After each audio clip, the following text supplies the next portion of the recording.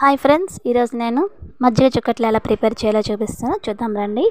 ముందుగా మనం మినపప్పుని 3 గంటల పాటు నానబెట్టుకొని నేను చూపించిన విధంగా గారెల ముద్దలాగా రుబ్బుకొని దానికి సరిపడినంత సాల్ట్ వేసుకొని బాగా కలుపుకొని పక్కన పెట్టుకుంటాం.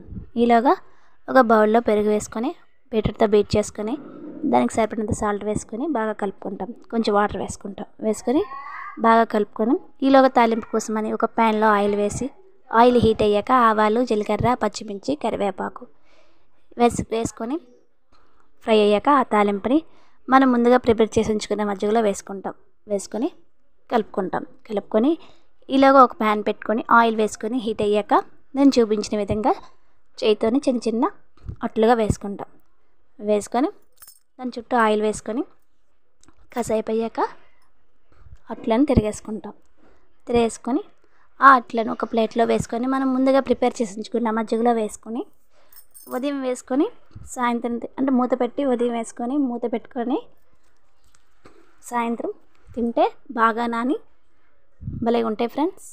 ఒకసారి మీరు ట్రై చేయండి. ఎలా ఉందో కామెంట్ చేయండి. Please like and subscribe.